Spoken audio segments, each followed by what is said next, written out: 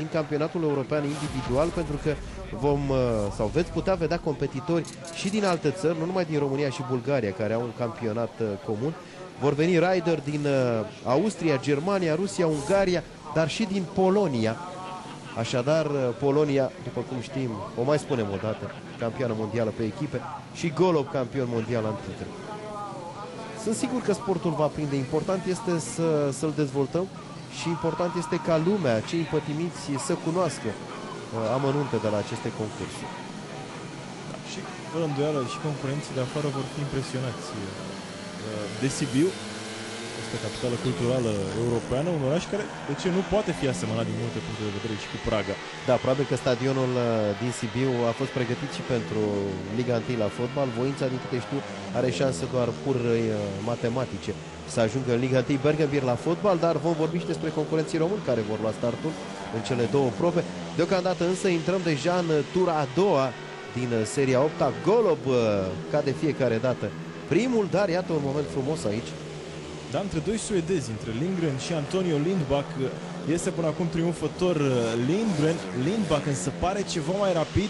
Să vedem însă dacă va găsi trasa ideală pentru a-l depăși pe conaționalul său. Lindgren în continuare pe poziția a doua, Lindbach pe 3, ambii și-au obținut biletul pentru Cupa Mondială din acest sezon, din acel Grand Prix Challenge. Alături de Artem Laguta, cei doi suedezi au reușit să se claseze pe una din primele 3 poziții pentru a prinde biletul pentru campionatul mondial. Lindgren, drept, a concurat și anul trecut în Cupa Mondială, dar a terminat doar pe 11. Golub arată bine, campionul mondial antitră, cel care credea la un moment dat că nu va bifa niciodată un titlu mondial. E bine, a venit când puțini, chiar din fanii lui, când puțini dintre fani se mai așteptau. La 38 de ani, Golub a câștigat anul trecut, dar într-un mod categoric, campionatul mondial.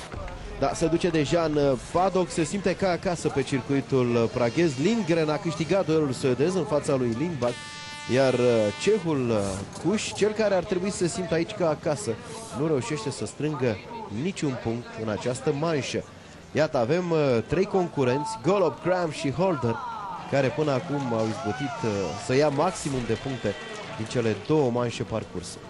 Hampel și Hancock au strâns și ei 5 puncte până acum și se anunță de asemenea printre oamenii care vor merge către semifinale. Ne apropiem de jumătatea calificărilor, practic. Deja am bifat 2 manșe.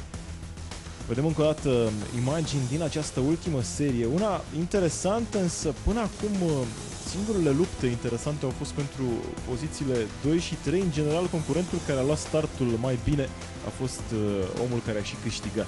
Ceea ce am văzut și mai devreme, Golob a reușit să treacă de primul suedez și pe aceste relori ne amintim de acele concursuri pe care le veți putea vedea în România, la Brăila pe 11 iunie și la Sibiu pe 18 iunie. Țara noastră va fi reprezentată de 2 piloți, Alexandru Toma și Fănică Popa. Ambii sunt sportivi la CSM Brăila.